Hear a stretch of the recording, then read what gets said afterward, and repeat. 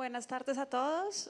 Mi nombre es Jimena Gama, yo soy curadora de la Cinemateca, hago parte del equipo de programación de la nueva Cinemateca de Bogotá, que desde que estrenamos, como ustedes sabrán, amplió también sus espacios y uno de sus programas justamente está destinado para preguntarse por los cruces interdisciplinares que pueden haber entre la imagen y otras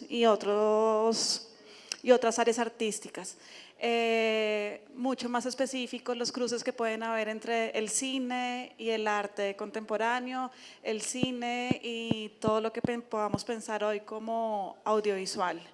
Dentro de nuestro programa de la Cinemateca también hacemos ciclos como el que hicimos, el que acaba hoy, que se llama Los lugares ocultos, donde invitamos a dos directoras españolas, Diana Tucedo y Elena López, pero también hacemos distintas retrospectivas y estas retrospectivas también hablan o queremos hablar también sobre acercamientos mucho más experimentales de la imagen. Esta pequeña introducción es también para darles como una pequeña o como una antesala de lo que va a ser la conversación y de por qué estamos acá.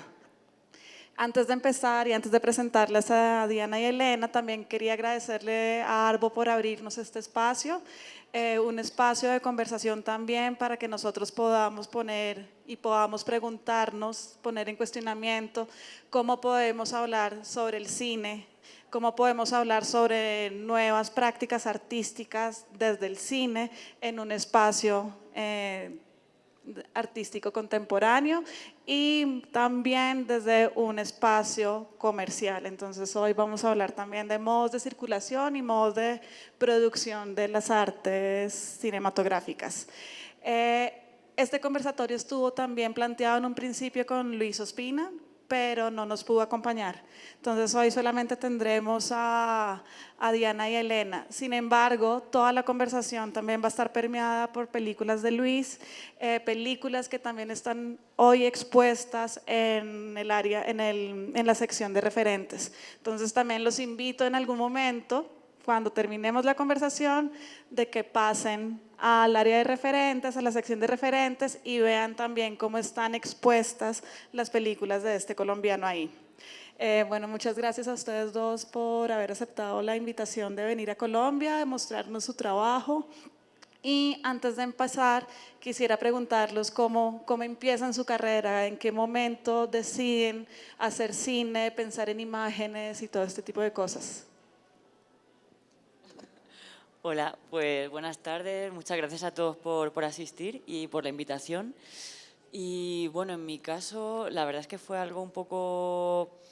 O sea, no sé muy bien en qué momento decidí trabajar con imágenes, porque también, bueno, conversábamos justo ahora que yo tengo un pasado un poco académico y también de teoría de la literatura, pero a veces cuando pienso en qué momento decides dedicarte como a trabajar con imágenes y con sonido, creo que tiene mucho que ver también con la época, ¿no? Y justo en este marco en el que estamos hablando de artes y cine y bueno, audiovisual, ¿no? Lenguaje audiovisual desde un punto de vista más general. Yo creo que hoy en día, por lo menos en la generación a la que yo pertenezco, pues el lenguaje audiovisual es algo con lo que hemos crecido, que era, bueno, que es un lenguaje cotidiano, ¿no? Prácticamente. Me imagino que eso ha influido mucho, pero en mi caso pues fue algo casi un poco inconsciente y visceral, ¿no? Bueno, yo más o menos también quisiera daros las gracias por estar aquí, Arbo, que la verdad que es todo un honor. Y por supuesto la Cinemateca por el ciclo, que ha sido muy lindo, la verdad, ver las salas llenas, lo comentábamos estos días, que hemos tenido como un gran recibimiento. Y es muy bonito, sobre todo, pues cuando muestras tu obra fuera de tu país, con otra mirada, con otra sensibilidad y compartir con el público como hemos hecho. Sobre la pregunta, en mi caso fue algo también un poco como de una deriva así bastante azarosa, o sea, porque yo estaba como estudiando completamente otra cosa, estaba en ciencias puras, en ingeniería, y de repente un día empecé a hacer un taller de cine y de repente descubrí pues todo lo que podía haber ahí detrás, y siempre toda una vertiente como más humanista, de cultura, y donde todas las artes podían como centrarse ahí en el cine o en el lenguaje audiovisual. Y de ahí pues directamente sí que yo me fui a la academia y me fui a una escuela de cine en Barcelona y he hecho como toda mi carrera directamente en la escuela y bueno, con másters y demás.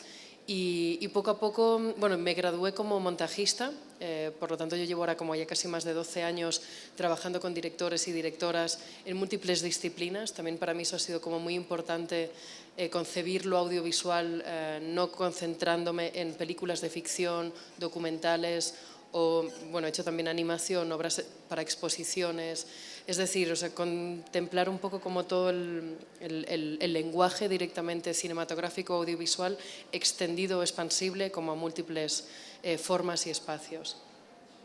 Sí, antes de preguntarles también por el modo específico de cada trabajo, me gustaría que volviéramos a la pregunta, esta es una pregunta que hemos tenido en estos 5 días, de cómo en cada uno de sus cortos o en el primer largometraje, en el caso de Diana, siempre aparece el territorio, pero el territorio también pensado como un lugar del que ustedes provienen, cada una es de Galicia, Orihuela, que no son como los centros, por decirlo de alguna manera, como centros de pensamiento español, sino que están ubicados también un poco en la periferia, porque es importante hablar de estos paisajes y también cómo aparecen en cada uno de sus trabajos.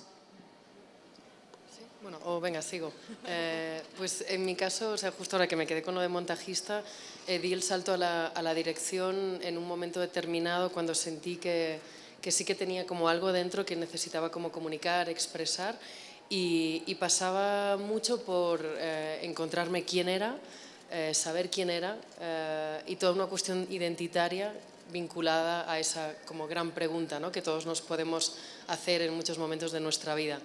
Pero yo sentía como un poco pertinente que para empezar mi obra necesitaba como ponerme en cuestión y no por plantear más dudas, sino en el fondo para encontrar casi ese espacio desde donde encontrar mi voz y encontrar también como un lenguaje con el que yo me pudiera expresar. Empecé con varios cortometrajes que justo fueron piezas de reapropiación, como de material encontrado, de found footage, que yo volvía como a remontar y por lo tanto como a darle una nueva vida, un nuevo significado a todas esas imágenes creadas por otros, pero donde la selección de ese material en el fondo también tenía que ver de nuevo con esa cuestión identitaria y del paisaje, en ese caso como humano y corporal femenino. Y poco a poco, pues en las obras posteriores, lo que he ido poniendo mucho en cuestión o en relación, pues justo es ese paisaje, esa identidad que también nos viene de fuera y que nos crea y nos constituye. Y sobre todo también como mujeres. A mí me parece como muy importante o muy central también saber quién soy con respecto como a la tradición femenina de dónde vengo y también como hacia dónde voy o qué genero también en todo mi entorno. Entonces, la cuestión del paisaje, como acabas de decir, por ejemplo, en mi primer largometraje es esencial, porque me voy a rodar como a una zona de donde yo provengo, o sea, porque es como en el otro extremo de España, o sea, yo vivo en Barcelona y me fui a rodar como al otro lado, casi con la frontera con Portugal, y a partir de ahí empecé como a indagar mucho en cuál era la identidad de ese lugar, qué elementos constituían o constituyen la identidad de Galicia. Y desde ahí, claro, el paisaje era inevitable. Y también, o sea, cómo yo encontraba como también una especie de eco de voz o de puesta en relación de mí misma con un paisaje que en el fondo pues, a ver, nos trasciende o me trasciende en ese caso. Y como todo eso lo quise como capturar o llevar a imágenes. Wow. Bueno, yo voy a intentar, porque me he quedado como con varias cosas que has dicho. La cuestión del... Yo más que el paisaje, creo que lo que me interesaba era la vertiente del territorio y más concretamente las maneras de representar el territorio en el cine, bueno, una manera clásica, ¿no? A mí, bueno, para dar un pequeño contexto, porque no sé si conocéis nuestro trabajo aquí, quizá no, yo he hecho 3 cortometrajes y los he rodado todos en mi pueblo, que es un pueblo muy pequeñito en el sureste español, cerca de Alicante. Y es un lugar del que me fui muy joven y que amo y odio a partes iguales, ¿no? Y es una zona, el sureste español, en el que hay mucho cultivo de naranja y en el que también hay, bueno, para mí una metáfora bastante evidente, que quizá no sea metáfora, que es donde explotó la burbuja inmobiliaria, bueno, uno de los lugares donde explotó la burbuja inmobiliaria a finales de los 80, durante los años 90 en España, que después nos llevó a la crisis reciente que quizá conocen. Bueno, no sé, para daros una imagen, si alguna vez habéis visto estos edificios de la playa, así como todos de cemento, estos monstruos de cemento que están como por toda la costa mediterránea y que, bueno, pues para mí hay como un tema un poco ideológico, político y económico detrás, ¿no? Entonces lo que quería, o sea, lo que me interesa mucho a la hora de intentar representar ese territorio es no esconder, digamos, las partes feas, ¿no? O sea, como intentar articular de alguna manera este amor-odio que tienes hacia tu tierra, porque sí, por un lado hay una parte un poco romántica, bucólica del paisaje, pero por otro lado está esta cuestión como de la intervención del hombre, que es muy, muy patente, ¿no? Con ese cemento, es que es como lo que se llama ahí la cultura del cemento, que nos ha marcado bastante los últimos 20 años. Y para mí, en mi trabajo, lo que me interesa mucho es intentar articular como esas dos caras de la belleza, ¿no? Porque la belleza pues quizá no tiene una manera de representarse unívoca, ¿no? Entonces es como intentar cuestionar las representaciones clásicas del paisaje, creo que eso es lo que me interesa. Bueno, y que incluso en nuestro caso, o sea, sí que lo que decías de esa periferia es cierta, porque bueno, también creo que más o menos estos días nos habéis explicado que acá ocurre un poco lo mismo, que también todo está muy centrado en Bogotá, sobre todo en términos culturales y artísticos. Sucede un poco lo mismo con Madrid en España, entonces todo lo que queda un poco como en esa periferia, siempre tenemos como ese difícil acceso a entrar pues en los canales tanto de producción, distribución o incluso visibilización, o también aquello que se considera como cine hasta un cierto tipo de definición, donde, pues, por ejemplo, en nuestro caso trabajamos con no actores, con paisajes que no habitualmente son los más usados o habituales dentro de la cinematografía española, o incluso en mi caso con una lengua además diferente del español, que es el gallego, aunque sea una lengua también oficial española, pues bueno, hay incluso ciertas reticencias a que alguien desde Madrid, bueno, es que es en gallego, no lo entendemos, y etcétera, etcétera, ¿no? Pues también un poco es para mí esa defensa, pues yo, por ejemplo, estando en Barcelona o trabajando también muchas veces mucho en Madrid, decido de una forma como muy consciente no producir desde ahí, sino que irme como a esos lugares o a esa periferia para traer también como toda esa representación al centro, a aquello o a ese lugar donde sí que pueda tener visibilidad y representación. Sí, esa era una de las preguntas que les quería hacer también, porque siento que tanto en los cortometrajes como en el largo de Diana hay una especie de salirse de los esquemas cinematográficos constantemente. Es como si las imágenes y las escenas siempre se estuvieran fugando a sí mismas, pero como si volvieran también a un relato propio y a un centro. Y siento que cada una de estas películas también responden a una cantidad de elementos que yo, por mi formación también de curadora, siento que son elementos plásticos, que elementos que aparecen como con la palabra, el uso de la palabra, de la literatura en el caso de ambas, de la voz, como lo mencionamos en un conversatorio anterior que tuvimos en la Cinemateca, pero también en el mismo montaje de las imágenes. Quisiera preguntarles cuál es el modo de trabajar, porque siento que no es como una especie de orden en específico donde hay un guión, luego hay un proceso de producción y luego hay un proceso de edición y luego sale al público, sino como que todas estas cosas se superponen unas por otras. Antes de que me respondan, es un poco raro hablar de las películas y de los cortos sin que el público lo haya visto, pero hoy tenemos a las 4 de la tarde en la Cinemateca los cortos de Diana y de Elena, por si quieren pasar a verlos después de la conversación, como antesala.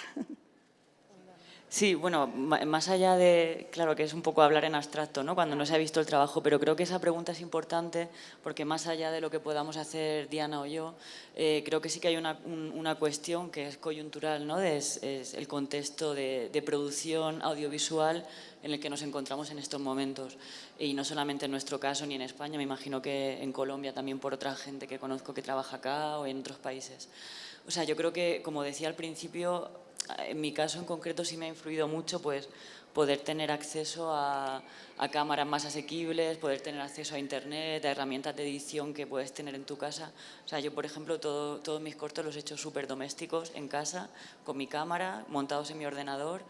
Y el proceso sí que ha sido muy dinámico en el sentido de que a veces he hecho viajes de ida y vuelta, ¿no? Como rodar, montar un poco, volver a rodar, volver a montar, volver a montar, volver a montar. Y es en ese momento del montaje en el que se escribe realmente la película y en el que se construye. Pero sí que creo que esta pregunta es importante y esta cuestión es importante porque de alguna manera está definiendo las prácticas contemporáneas, ¿no? Como el sistema de, no solamente de producción de imágenes, sino también de circulación. Para mí creo ha sido muy importante Internet también, ¿no? Como no solamente producir las películas o las piezas de una manera amateur, porque esto ya se hacía pues, desde que existe el Super 8 y el vídeo se hacía, pero hay un salto, ¿no? Hay un cambio de paradigma para mí muy importante cuando aparece Internet y cuando esas prácticas que son íntimas se pueden convertir en objetos consumidos por el público, ¿no? O sea, tú puedes decidir hacer que esa obra sea pública, que se consuma, que se distribuya. Entonces, para mí sí que ha habido ahí como un cambio de paradigma como creadora y como consumidora de audiovisual también bastante importante.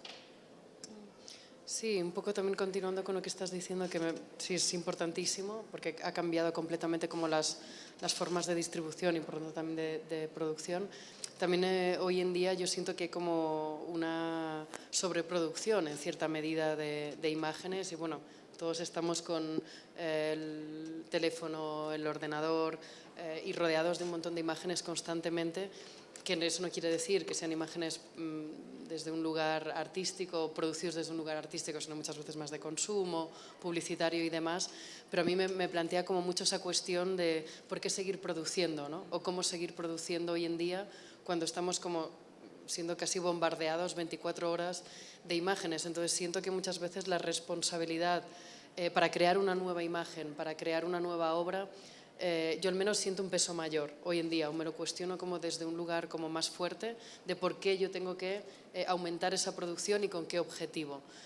Muchas veces desde lo más industrial o el terreno como más comercial en cierta medida se piensa mucho en ese público potencial al que llegar, al que llevar a una sala de cine o al que hacer que porque consigues que Netflix te compre el documental o la película y por lo tanto que esa película sea consumida en un hogar a partir de entrar en la plataforma, por dar un ejemplo. Pero por un lado para mí sí que está como ese público como ente abstracto y que a veces está muy bien hablar de él, pero yo muchas veces prefiero como girar como la cámara o girar como el foco y cuestionarme a mí misma, por qué debo de producir, ¿no? O qué imagen voy a mostraros. Y en ese sentido a mí me hace, o intento como pensar mucho en una idea de experiencia, porque creo que con la cantidad de consumo que estamos teniendo hoy en día, no nos quedamos como con nada, ¿no? O parece como que nada queda dentro de nosotros.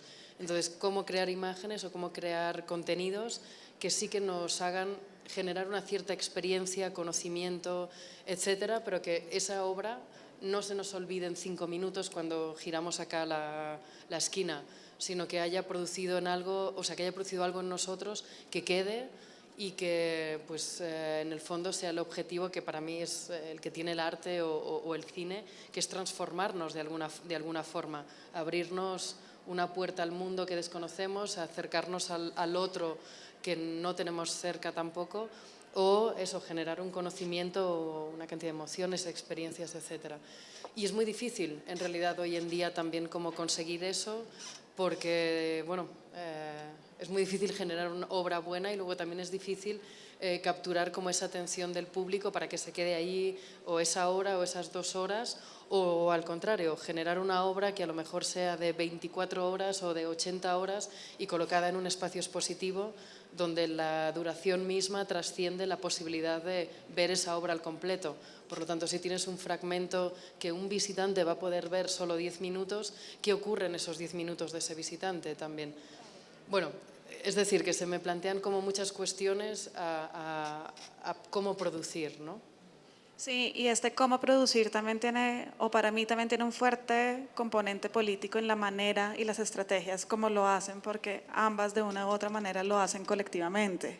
El caso de Elena con el colectivo, La Casi Negra, se me olvidó, y también en la manera como Diana produce las obras, involucrando a toda la familia de la producción misma de la película o la cosa, o el corto. ¿Por qué es importante trabajar en colectivo? Porque también es una apuesta política, y cuáles son, como para ponerlo en estos términos, como las ventajas de hacerlo de esa manera. Sí, en mi caso el colectivo tiene mucha importancia porque yo vengo de ahí, no he hecho escuela de cine, no, mi educación sentimental y artística de alguna manera pues es este colectivo que montamos cuando éramos muy jóvenes, con 18 años, y como contaba el otro día, pues éramos un grupo de gente que sí veníamos de los márgenes artísticos, ¿no? Veníamos todos de familias que no tenían nada que ver con el arte, de pueblos muy pequeños, y había como una ansia de hacer cine, pero también un miedo o un reparo, una distancia, porque siempre el cine, bueno, por lo menos para mí el cine era como eso, digamos, voy a decirlo así, como esa cosa glamurosa a la que no tienes acceso, ¿no? Como esta cosa un poco piramidal que ves desde muy lejos. Y como había una especie de frustración y de angustia al no tener como las claves para poder acceder ahí, ¿no? Es que no sabíamos ni por dónde empezar a hacer una película. Y por eso decía antes que para mí el cambio de paradigma de Internet y el acceso a dispositivos de grabación domésticos fue súper importante, porque nos permitió empezar a jugar, ¿no? Como empezar a crear nuestras propias piezas pequeñitas, que a lo mejor no veía nadie, pero tampoco nos lo planteábamos mucho, ¿no? Teníamos nuestro canal de Vimeo, ahí lo poníamos todo, y ese ejercicio que duró como 6 años, para mí fue vital. Lo que quedó de eso es una dinámica colectiva en la que tú a lo mejor no estás pensando en un gran público o no eres muy consciente de a qué público te estás dirigiendo, que esto es, como decía antes, es una cuestión que merece mucha discusión, ¿no? ¿Qué es el público hoy en día ante el flujo de imágenes con el que convivimos? Pero en nuestro caso era como una cosa de no pensar, o sea, siempre pensamos, ¿quién va a querer ver esto, no? O sea, como una cosa un poco inocente de niños.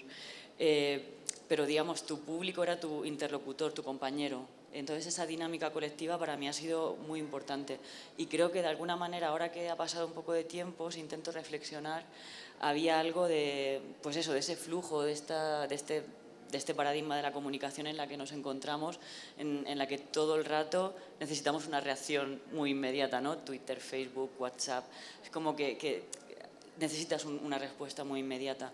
Entonces yo creo que del colectivo hay algo de eso, ¿no? Como un estímulo muy inmediato que quizá no había en el cine de antes, donde tú hacías tu película, esperabas a que se proyectara, después había a lo mejor una reacción del público. Para mí sí que ha habido como una... O sea, no sé, lo estoy como formulando la teoría así ahora mismo, que se me está... Pero creo que hay algo como de esa reacción y de esa inmediatez que no había antes. Y para mí la dinámica colectiva sí que ha sido muy constructiva en ese sentido, y destructiva a veces porque también pues te peleas mucho. Bueno, en mi caso, o sea, más que ahora mismo igual deciros cómo trabajo, desde ese universo colectivo, que sí que os lo explicaré, que es diferente al de Elena, o sea, porque yo sí que no tengo un colectivo en el que trabajo como en la parte de la creación o desde la dirección, en cierta medida con varios directores, sino que lo planteo desde otro lugar, pero también, o sea, a lo que quisiera, como igual por donde quisiera empezar, es en el ámbito como de la educación. Yo sí que, yo doy clase como en varias universidades en Barcelona, con varios programas en la Escuela de Cine y en varios másteres, y siento que ahora mismo ese es el lugar como más políticamente subversivo y de mayor foco donde tenemos que poner como todos nuestros esfuerzos, porque creo que es ahí en la educación donde podemos transformar a los futuros espectadores, al futuro público o al futuro ciudadano, o sea, ya directamente, porque creo que es ahí donde tenemos que poner en cuestión, y bueno, yo lo llevaría como obviamente mucho antes, que ya vamos muy tarde, de que ya directamente los niños con 3 años, cuando empiecen el colegio, o no sé acá cómo le llamáis a los primeros años, que ya tuvieran como una parte de educación audiovisual, porque es que es muy importante hoy en día y siento, así como llevado un poco a un extremo, que muchas veces tenemos que hacer un cierto analfabetismo de la lectura del lenguaje audiovisual y qué comporta y cómo nos está influyendo eso diariamente. Entonces, para mí el ámbito académico es ahora mismo como un lugar importantísimo sobre el que trabajar y sobre el que poner en cuestión nuestras formas de ver, nuestras formas de pensar y de concebir políticamente. Y de ahí yo, por ejemplo, insisto mucho en la cuestión de autor.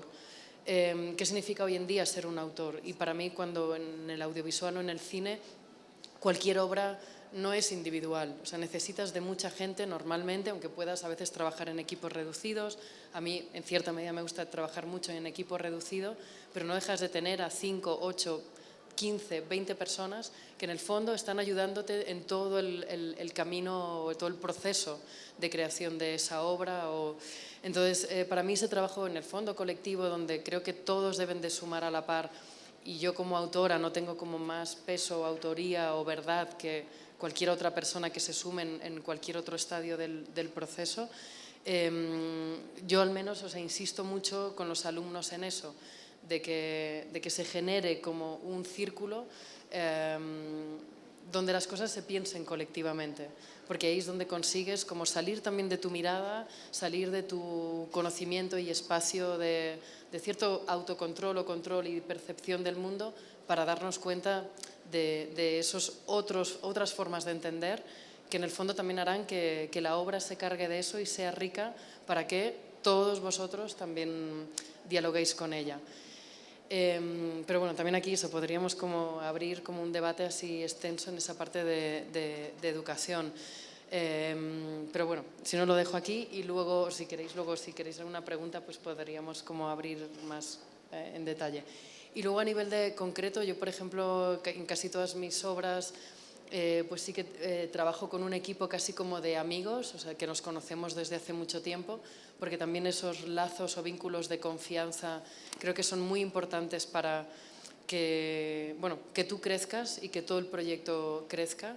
Y luego también, en el caso, por ejemplo, del largometraje del que os hablaba, yo he estado como casi 5 años, o sin casi 5 años para terminarlo, donde los 2 primeros años fue un proceso de investigación, porque me fui como a esta zona rural del interior de Galicia, donde una de las cosas que yo necesitaba o quería hacer era formar parte de la comunidad. Y eso me tomó prácticamente 2 años para yo sentir que ya podía ser parte, que ya no me relegaban, que podía poner una cámara a 20 centímetros y eso no les molestaba, que no alteraba como las dinámicas de vida que ellos tenían, ¿no? Entonces, a veces, pues bueno, esos tiempos son tiempos muy largos donde al final todas esas personas que están trabajando ahí contigo es que forman parte del proceso.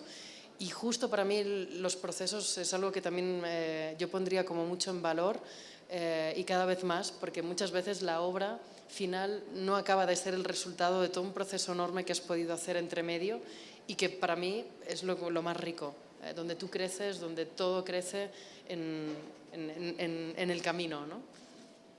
Sí, siento que la producción cinematográfica tiene un tiempo muy distinto a lo que puede llegar a tener la producción artística. O, por ejemplo, de un video en arte, un video que podemos ver aquí en la feria sobre arte contemporáneo.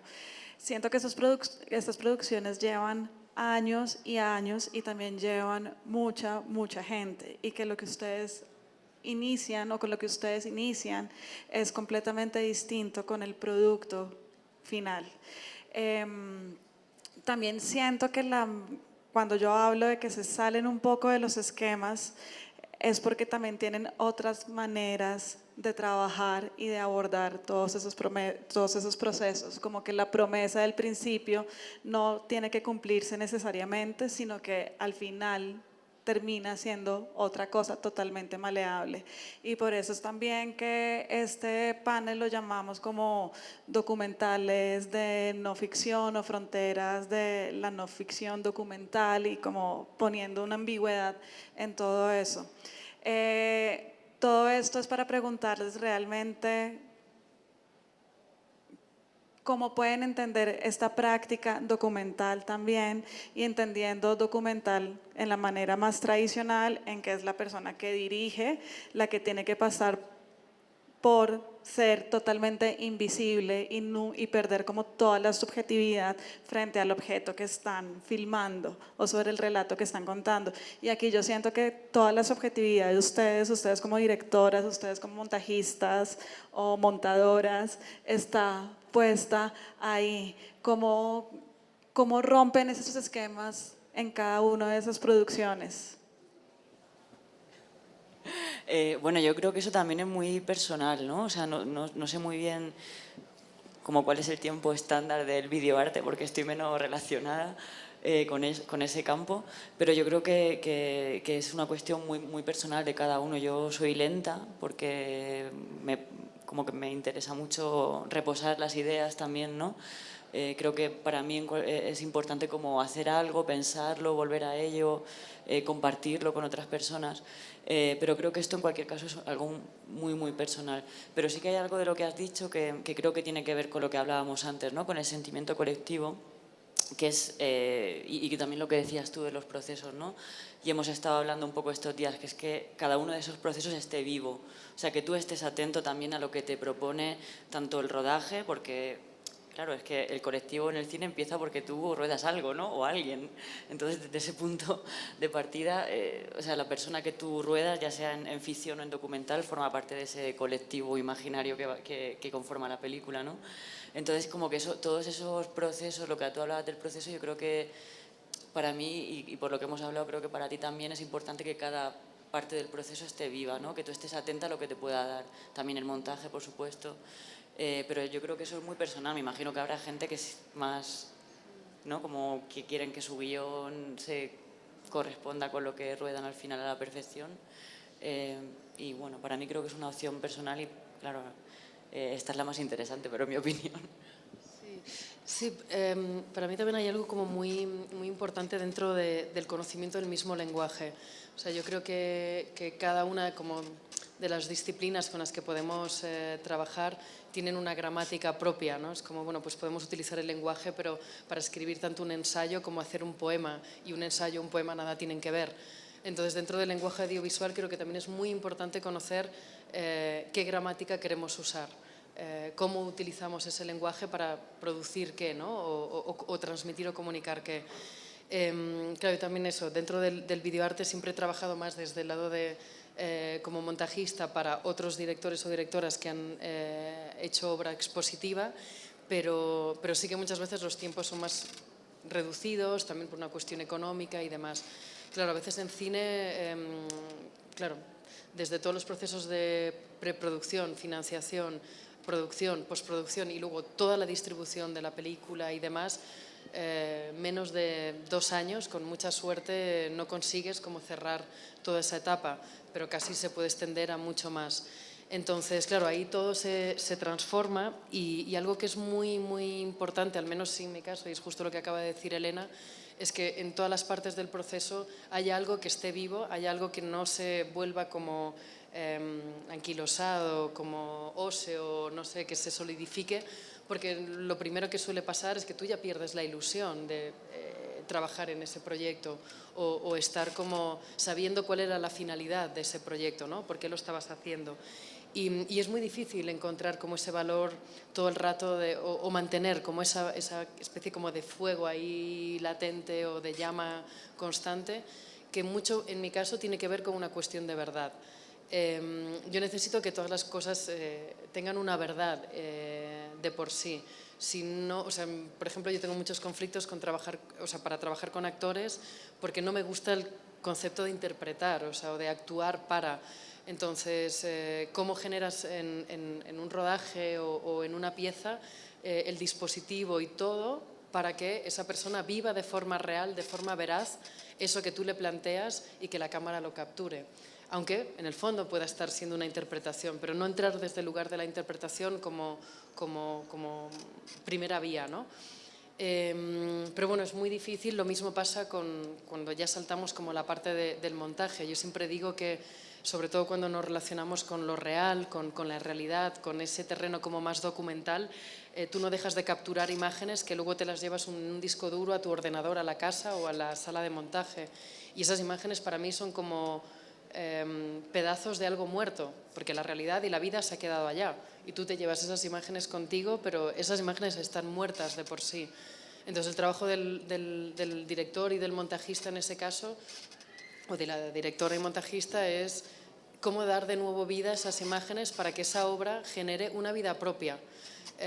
Yo a veces pongo en las clases también el ejemplo de que es como me gusta a veces pensar el cine y el proceso cinematográfico, que es hacer como la comparación con el David de Miguel Ángel. Podría coger cualquier otro ejemplo, pero no sé, se me ocurrió ese.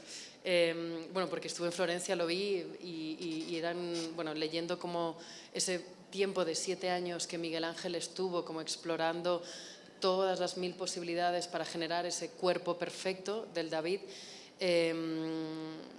Claro, se pueden pasar 7 años de proceso para llegar a esa obra, pero también me gustaba mucho pensarlo, que me hacía como un eco más como con nuestro igual proceso de trabajo, de que igual Miguel Ángel estuvo 7 años buscando justo ese mármol de Carrara en esa cantera específica de ese pueblito de Italia, porque sabía que el David estaba dentro de esa piedra y lo único que tenía que hacer era esculpir, esculpir, esculpir para sacar el David de allí de dentro, ¿no?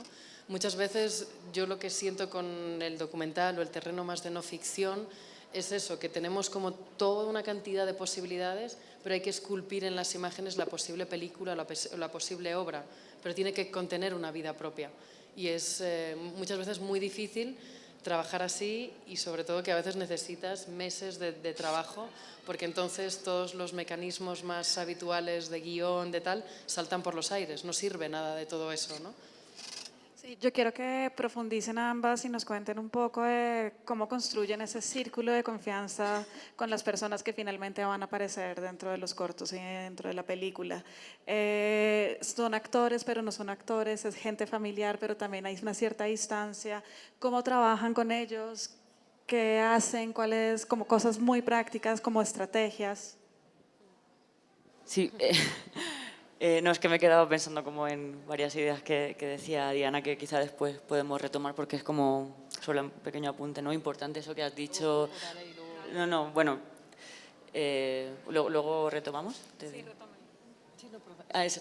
No, que has dicho una cosa como muy importante con respecto a la idea del cine de no ficción y documental, es ese momento, o sea, esa separación que hay entre el referente, o sea, lo real, y las imágenes que tú produces, ¿no? Como eso que tú dices, el disco duro con las imágenes que te llevas, yo creo que es súper importante hacer de alguna manera esa diferencia entre las imágenes que tú has registrado, que son completamente diferentes a la realidad, o sea, como despegarlo. Y eso es algo de lo que creo que no se habla por esta... Bueno, se habla, sí se habla, pero como esta idea de que el documental tiene que ser algo objetivo, completamente literal con respecto a la realidad, veraz, etcétera, y es muy importante como ese detalle técnico casi, pero que es muy gráfico, ¿no? Me gusta mucho esa idea y me he quedado como pensando en esa separación. Pero bueno, tiene que ver también con la manera con la que trabajas, con las personas a las que filmas, ¿no? Porque yo, contrariamente a lo que dice Diana, a mí sí que me interesa muchísimo la interpretación y la representación, ¿no? Como de personajes y completamente ficticios, o la representación que nosotros hacemos de nosotros mismos cuando estamos en un documental, ¿no? Cuando la gente aparece en un documental, porque nadie es inocente ante una cámara, o sea, es imposible. Y sobre todo hoy en día, o sea, cuando te están grabando sabes que te estás grabando, y entonces dudo mucho que una persona sea igual cuando hay una cámara y cuando no. O sea, de alguna manera, consciente o inconscientemente, tú estás actuando para la cámara, y pongo actuando como con comillas. Pero sí que hay una cuestión, que es la de que te dejen entrar en su círculo, en su espacio íntimo, que eso yo creo que sí que se consigue como con tiempo, ¿no? Con respeto, con que tú vayas también como desarmada de alguna manera, ¿no? Ahí sí que creo que es importante. Pero bueno, luego otra cuestión es lo de ser consciente de que estás siendo grabado o no. Sí, en mi caso, así como concreto de metodología casi de trabajo, es, bueno, alzamos un poquito más la voz, si no, Es importante justo eso, generar un espacio de confianza y al final también ver mucho en qué terreno estás, con qué personas estás trabajando y buscar también aquello específico para que la persona se sienta a gusto, se sienta cómoda y participe. En mi caso yo nunca me gusta como imponer ideas ni metodologías, sino que me gusta encontrarlas con la persona con la que puedo llegar a trabajar. En el caso del largometraje, por ejemplo, trabajé con 4 niñas y trabajar con niños pues a veces no es fácil porque bueno, tienen otra forma de concebir la realidad y que les estés rodando, para ellos no hay como una diferencia a veces entre esa interpretación o eso real o ficticio. Y en mi caso yo lo que hacía mucho era jugar y intentar como generar una idea de que el dispositivo, la cámara, no era algo que generase una diferencia de cuando rodábamos o cuando grabábamos a cuando no grabábamos. Pero claro, para eso hay que trabajar mucho y jugar mucho, plantear el juego como un elemento de trabajo y que a partir de ahí ellas se sentían como muy cómodas y minimizar sobre todo, y subrayo otra vez, ese espacio de cuando damos acción o cuando estamos como conviviendo, ¿no? Y para mí era un poco como la regla, pero eso hago, bueno, es una de las partes como negativas ahí a veces es que ruedo mucho, que exijo a los directores de fotografía o camarógrafos que estén como rodando tomas muy largas y les agoto mucho. Diana, ahora que terminaste la pregunta con esa frase de exigirle a los productores, a los directores de fotografía que se queden ahí mucho tiempo, es algo que no puedo dejar de preguntar y es que aquí en Colombia como que los roles dentro de una producción de cine, los roles entre hombres y mujeres en una producción de cine son bastante específicos. Generalmente es el director hombre el que está produciendo y las mujeres están como confinadas a otro tipo de cosas, a veces en un rol de producción para administrar y distribuir la película, pero a veces en un rol mucho más artístico. ¿Cómo es ponerse hoy en día como directora mujer dentro de este gran mundo que puede ser el cine? Y que es una pregunta que también podríamos hacerla desde las mismas medios de arte contemporánea o literatura. Bueno, yo en mi caso, para mí una de las cosas que más me enfada o más me pone como más tensa es que todo el tiempo como directora, haces montadora, pero no tanto, me ha pasado más como directora, es que todo el rato se te pone en cuestión, como que siempre tienes que estar demostrando que vales o que tienes las capacidades para, cosa que a un hombre no, en muy pocos momentos le he visto como a un productor cuestionar al director, ay, es que esta decisión que estás tomando, pues bueno, se puede cuestionar en algún momento, pero no desde un lugar como tan fuerte como hacia la mujer, o sea, como si no tuviéramos las capacidades para, como si no tuviéramos, y a mí eso de verdad me enfada mucho, y sobre todo, bueno, salto al ámbito universitario académico, es que cada vez hay más chicas, más mujeres que están estudiando comunicación audiovisual, cine, o sea, los porcentajes cada vez están como más hacia ese otro lado. Y no necesariamente porque todas las mujeres que están en una escuela de cine quieran ser maquilladoras ni gente de arte, en absoluto. Yo siempre eso, ponía el ejemplo el otro día que bueno, una directora bastante conocida, directora de fotografía americana, en una entrevista ya decía, yo levanto a mi hijo de 5 kilos cada día y estoy, bueno, 5 y el restante de peso que va ganando el niño a lo largo de su vida y no tengo ningún problema en cargarlo horas y horas y horas. ¿Por qué voy a tener problema en cargar una cámara que puede pesar pues a lo mejor 10 como máximo? Entonces, bueno, este tipo de cosas sí que hay como a veces como una especie de, a veces decimos, el techo de cristal o esas limitaciones cuando no existen en realidad y estamos imponiendo ahí un espacio. O el otro día, de hecho, bueno, no quiero decir su nombre, pero estaba con un director muy conocido argentino y me decía, claro, es que ahora tenemos que competir más, porque ahora sois más las que estáis como en el ámbito, entonces el pastel se divide entre muchos más, ¿no? Y me parece un comentario como tan horrible, y dices, bueno, es que habéis tenido, ¿no?, como el pastel para vosotros, os habéis sido los privilegiados, entonces igual ya está bien que el privilegio no continúe, ¿no? Bueno, ¿qué añadir? O sea, Sí, a mí me molesta mucho, bueno, pues esta cuestión de privilegio y una cosa que has dicho, que cada vez hay más mujeres estudiando cine, y bueno, cine y medicina y afortunadamente todos los ámbitos de la sociedad, pero yo sí que percibo un problema que quizá tendríamos que pensarlos entre todas, que es como el techo de poder, ¿no?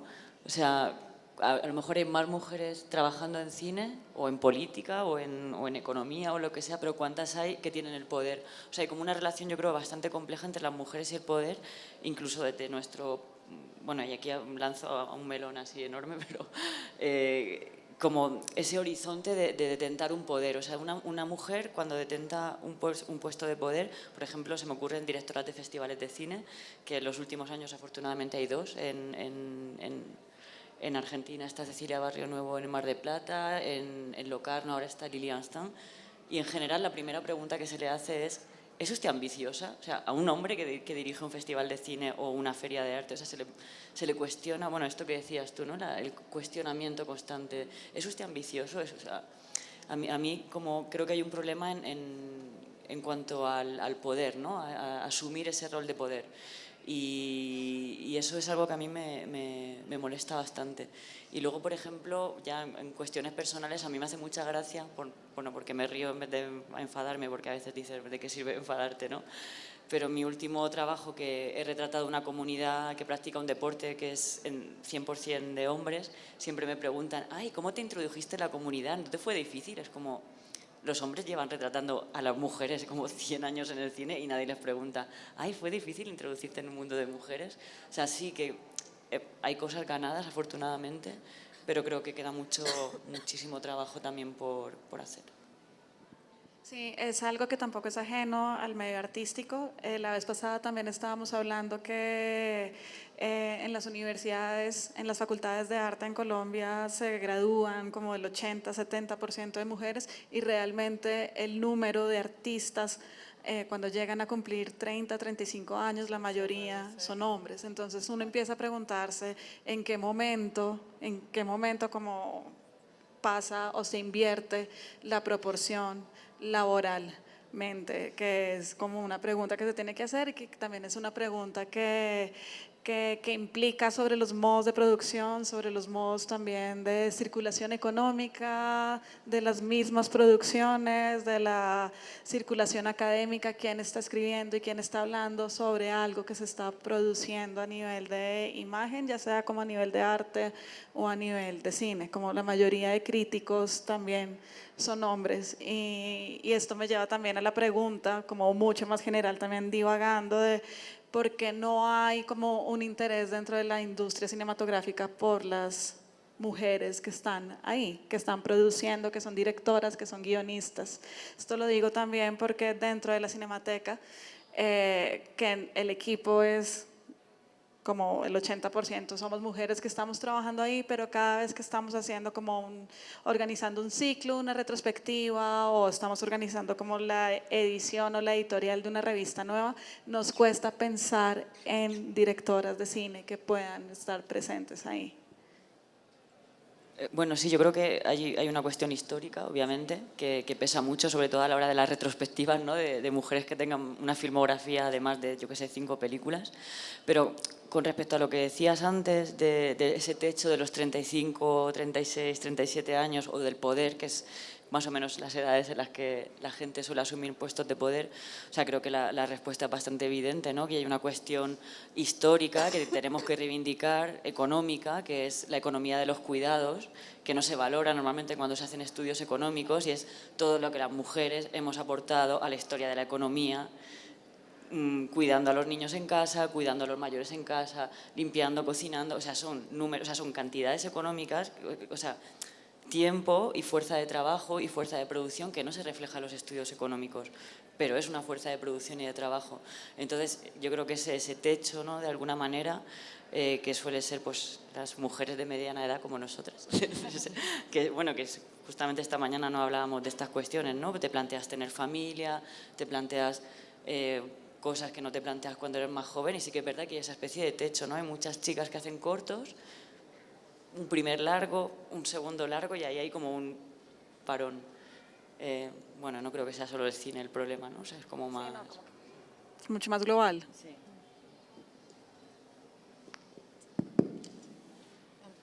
¿Quieres decir? No. Sí, no, la verdad es que sí, hay un problemón enorme a nivel social y bueno, cómo combatirlo es difícil, pero creo que debemos de estar ahí, como dar guerra y no sé, pues no nos quedará otra que defender como ese espacio y luchar por él.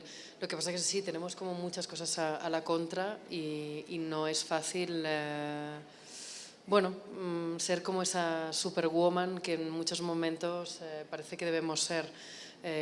Yo también eso, conozco a muchas artistas que ha pasado como lo mismo, que llegan a ese momento en el que deciden ser madres y de repente su carrera se trunca y algo que no ocurre con el otro género, ¿no?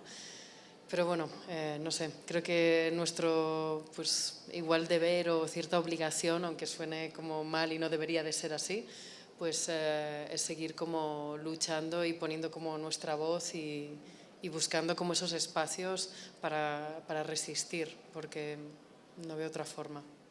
Voy a cambiar un poco de tema y quiero que me cuenten un poco sobre cómo son los modos de producción y financiación dentro de sus propias películas.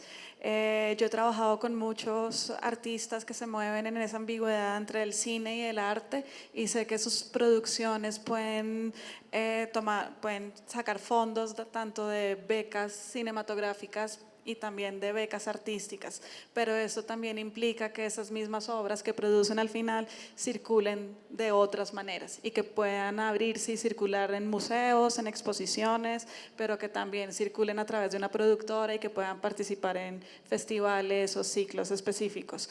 ¿Pueden profundizar un poco más en cómo se gestiona una película y cuáles son los modos de circulación de ella, especialmente en sus trabajos que también pueden llegar a ser un poco ambiguos en ese sentido? Bueno, sí, es que tiene que ver también con todo lo que hablábamos, el mundo del cine o del tipo de cine que quizá nosotras hacemos o en el que nos podemos inscribir, cada vez tiene menos posibilidades de circulación, ¿no? O sea, que una película se exhiba en una sala comercial de cine, o sea, un largometraje ya es difícil, pero bueno, un cortometraje es imposible, o sea, no hay ese espacio. Entonces, cada vez se van reduciendo más como los espacios de exhibición que se han quedado por los festivales, algunos centros pues, de estudios o de arte, museos. Entonces, es como que cada vez se van reduciendo más y más los espacios. Y la circulación artística yo no la conozco tanto. Por primera vez este año sí he tenido oportunidad de hacer alguna instalación y bueno, pues es un mundo que estoy descubriendo, pero no me parece nada fácil tampoco. O sea, es como que me parece también que tienes, como en otros muchos ámbitos, tienes que conocer la red, tienes que conocer a las personas, tienes que ir como acompañado, pero tampoco me parece que sea como tan fácil moverse entre los dos mundos. Así que bueno, yo estoy como descubriendo por ahora. Bueno, en mi caso, los modos de producción a los que he accedido, en los que más o menos me he movido, están un poco a caballo entre la financiación o la producción relativamente clásica y la alternativa, aunque me voy totalmente a la alternativa al final, pero la clásica en el sentido de que, bueno, normalmente o al menos en Europa, o sea, conseguimos como financiar parte del presupuesto importante o al menos más del 50% con ayudas públicas o financiación pública, porque al menos en España no hay ningún tipo de sistema de mecenazgo o de desgravación fiscal que eso haga que pues, inversores privados o empresas o demás o sea, puedan invertir para de ahí desgravar como impuestos, etcétera, y por lo tanto que nosotros pudiéramos como tomar también ese dinero que no deja de estar también en circulación dentro del sistema económico de un Estado, pero bueno, es otro tema, no es muy posible. Entonces, como parte de la financiación pública, yo en mi caso como gallega desde Galicia he tenido como la suerte de que en los últimos 8 años se han creado como unas líneas de ayudas que esas líneas de ayudas van directamente al director. No necesitas tener una productora o un tejido como empresarial detrás que te avale para que tú o tu proyecto pues pueda ser solvente o pueda ser como sólido de cara a una administración pública. Eso ha hecho que se haya abierto bueno, una posibilidad hacia muchos autores que ahora mismo estamos teniendo como bastante repercusión internacional, pues esta etiqueta que le llaman del nuevo cine gallego, o sea, gracias un poco como a esa posibilidad de que ese dinero público va directamente como a los propios autores. Pero bueno, también he aplicado como a fondos, como podéis tener aquí también, a fondos nacionales. Pero bueno, ahí entras como en otros sistemas, sobre todo de producción, que a veces te encorsetan o te atan más en tiempos, en bueno, cuestiones burocráticas, que a veces cuando tienes una producción pequeñita tienes que invertir mucho tiempo y mucha energía, al final también en hacer todo un proceso como muy específico, muy detallado y muy bien hecho para que no tengas problemas posteriores, ¿no? Pero bueno, yo más o menos me he manejado ahí en esos dos lados, pero desde el lado alternativo que os decía, sobre todo porque al final ese poder del que hablaba Elena hace un momento, que en el fondo es el del dinero, lo he tenido yo como autora y como productora. Entonces yo al final me he acabado haciendo mi propia productora independiente y al final pues yo controlo los tiempos, manejo como todo el presupuesto y al final acabo creando espacios de creación y de libertad directamente para mí, que creo que eso es donde al final más influye. De ahí también por donde luego he intentado moverme para la visibilización, porque al final también es lo más difícil cuando no tienes esas puertas o esos circuitos abiertos, entrar ahí, cuando ya no vienes con esos sellos anteriores, es difícil. Pero bueno, lo he logrado. Yo sí que he estrenado en salas comerciales, pero porque también pues, una distribuidora independiente le gustó mucho mi película, apostó por ella. Y de hecho hemos sido como un poco en el cine español ahora mismo una de las películas que más ha recaudado dentro del ámbito independiente. Pero también hicimos como toda una estrategia de distribución muy particular, invitando a lo que yo llamaba como padrinos o madrinas, que eran otras personas de ámbito cultural que venían a hacer presentaciones al cine.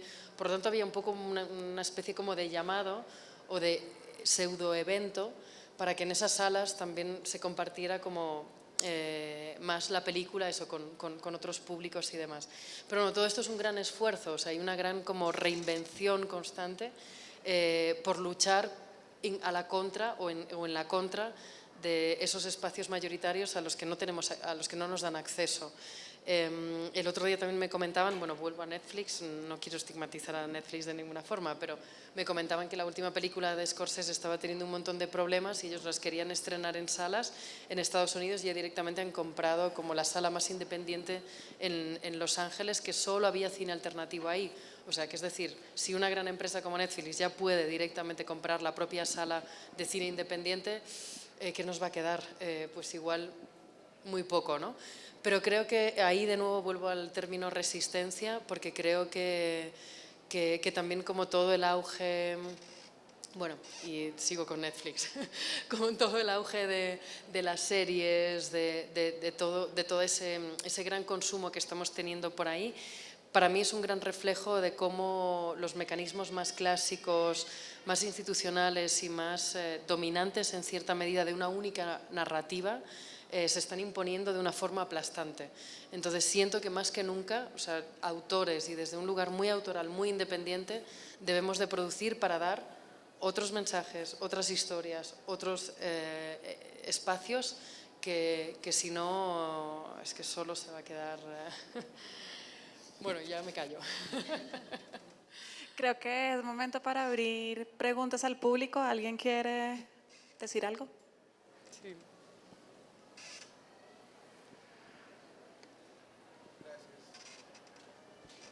Bueno, antes de hacer la pregunta quiero darles un consejo como, digamos, de apoyo.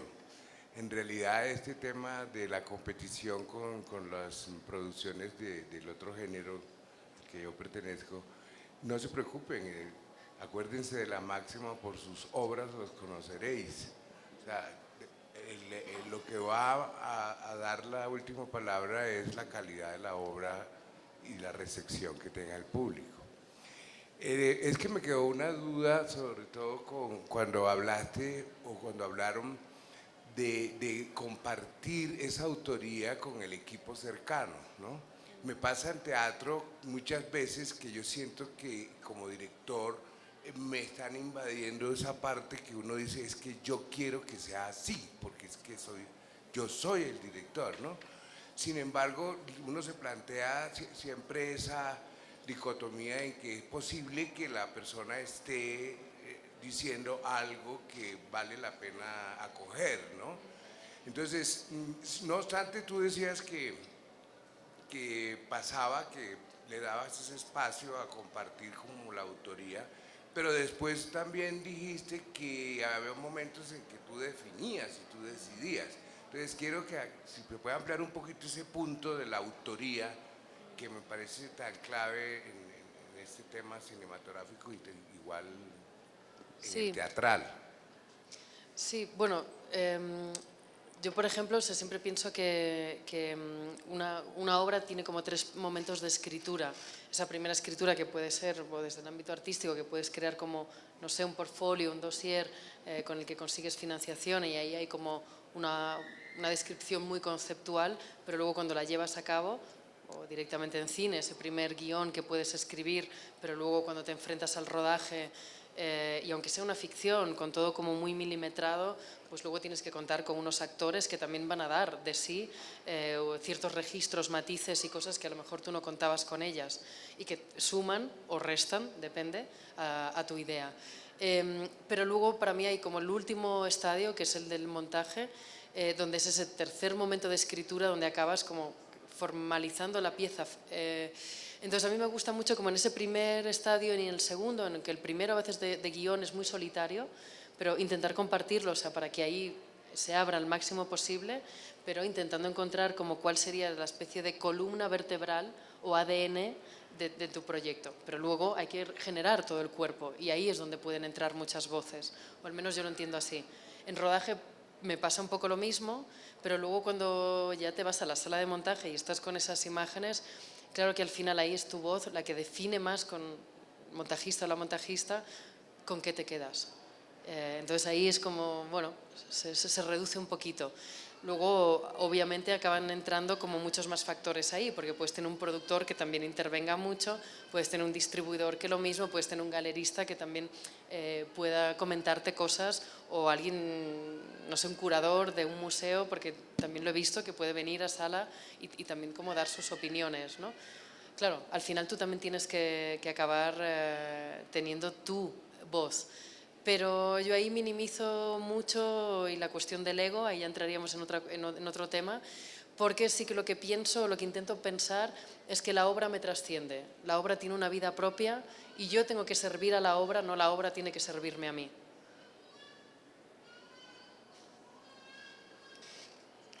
Bueno, y en cuanto al consejo, es difícil que la obra valga por sí sola cuando está metida o está insertada en un circuito totalmente patriarcal en términos culturales y económicos, que no es simplemente el arte por el arte, sino que también hay que entender en el sistema en el que nos movemos. ¿Hay alguna otra pregunta?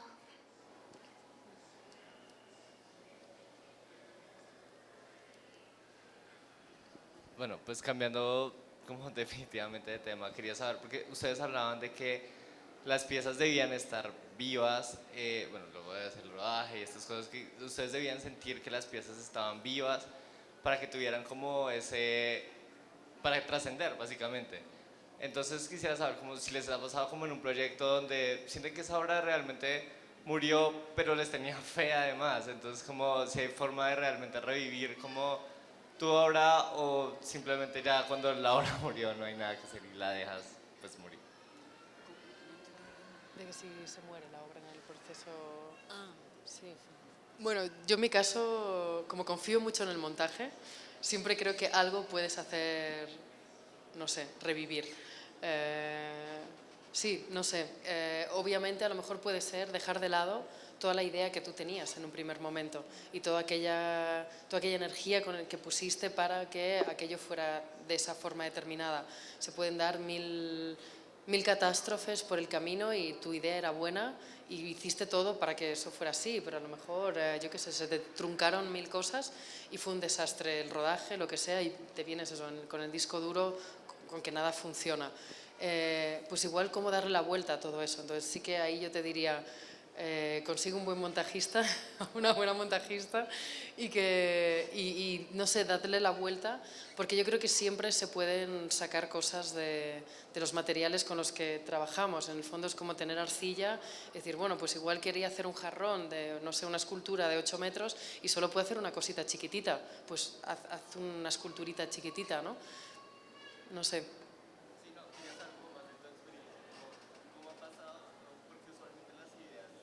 De un rodaje inician de una forma y terminan de totalmente diferente. Entonces, ¿cómo es ese proceso? O si has tenido una experiencia en un corto, largometraje, donde ha pasado algo así, como tú inicias con una idea a la cual le apuestas mucho, luego simplemente cambia o simplemente hay algo que pasa en el rodaje o incluso en el montaje, pero le has dado ese cambio. O sea, ¿cuál de tus películas o si en algún momento te ha pasado o les ha pasado algo así? Sí, bueno, venga, dice que si no hablo yo sola. todo el rato. Bueno, a mí todo el tiempo. O sea, a mí todo, y eso es lo que me gusta, lo que me excita y lo que me interesa de este deporte que es el cine. No como, pero eso también es muy personal. Yo creo que no hay una fórmula que valga para todo el mundo y cada persona, hay gente que lo vive muy mal y que se frustra mucho. Yo me frustro, pero luego me vuelvo a levantar y digo, bueno, a ver, distancia, a lo mejor el plan bueno era el B o el C o el Z, ¿no? O sea, a mí lo que me interesa es como esas pequeñas frustraciones y esos cambios que vas haciendo por el camino. Entonces a mí en todas las películas, en todos los proyectos me pasa eso. Pero esa es mi manera de trabajar y también es el construir un contexto que te permita que eso no sea una catástrofe.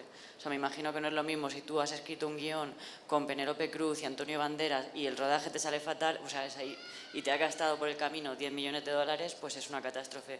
Claro, yo construyo contextos en los que si el rodaje no me da mi idea principal y voy al montaje y no, ahí sí que difiero un poco contigo, pero porque tú eres montajista, pues vuelvo a rodar y no pasa nada, pero porque el contexto que yo construyo para hacer eso es muy sencillo, es un equipo de poca gente, trabajar, o sea, montar en casa, lo cual me permite que no sea el fin del mundo, ¿no? Que esa frustración no sea el fin del mundo. Entonces, yo creo que cada persona tiene que encontrar un poco ahí su método, e incluso te diría más, o sea, para mí lo interesante es que el proceso te ponga en cuestión a ti mismo, ¿no? Como tu idea principal. A mí en ese caso, mira, por ejemplo, te cuento un caso un poco extremo, que en una ficción que aparte se había rodado en celuloide, en fotoquímico, bueno, pues la actriz principal era la que tenía que llevar toda la historia. Era un desastre.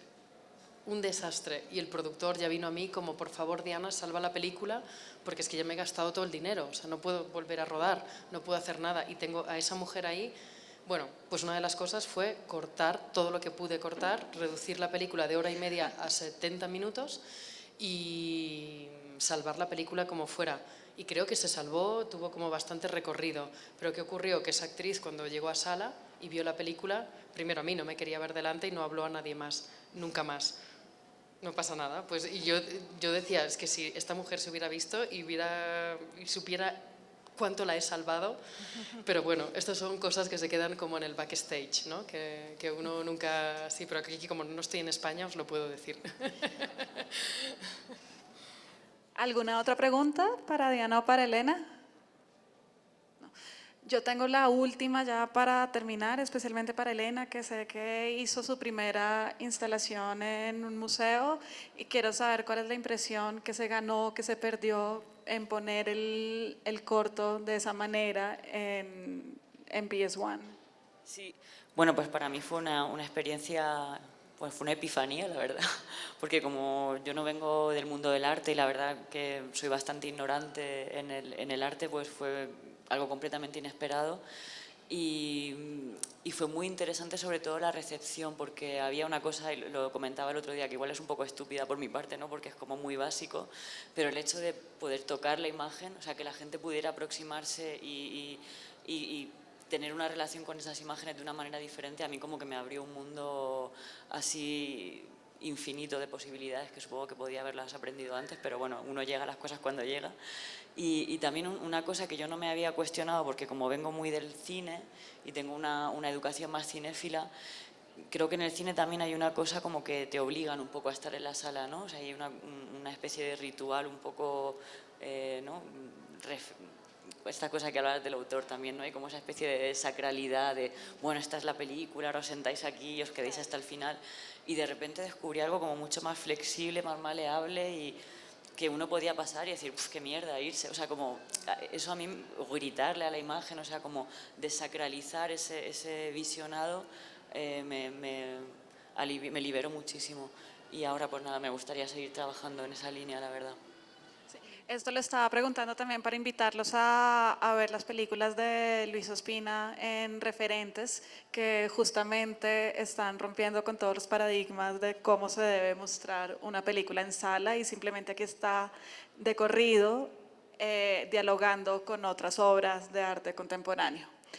Muchas gracias a Pero mira, todos por con haber... esto, a mí qué sí, no, pena, no, Diana, sigue. una cosita solo, que a mí en ese sentido me gustaría como mucho, bueno, porque sé de varios autores que lo están trabajando, de esas piezas de larga duración a nivel de muchísimas más horas, que son casi imposibles de ver por completo, o que sobre todo para mí subvierten el horario del museo, ¿no? Que también es un horario que es como muy horario de trabajo, pues de 9 a 6, ¿vale?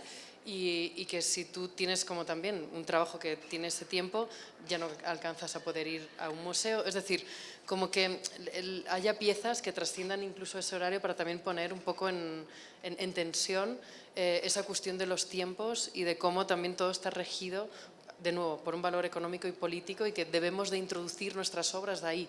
Pues, ¿qué ocurre si las sacamos de esos formatos, ¿no? Y la pregunta también es al contrario, ¿qué pasa cuando ponemos esas obras que están construidas para museo, las ponemos dentro de una sala de cine? ¿Y qué pasa también con el público que está acostumbrado a no ver estas obras porque simplemente pueden pasar derecho, a obligarlas a verlas en las salas? Es también como doble vía que vale la pena pensarlo. Creo que ya, sí. No más preguntas, ¿nadie quiere decir algo más? No. Bueno, muchas gracias a todos por habernos escuchado, y de nuevo gracias a Arvo por permitirnos tener esta conversación acá. Gracias.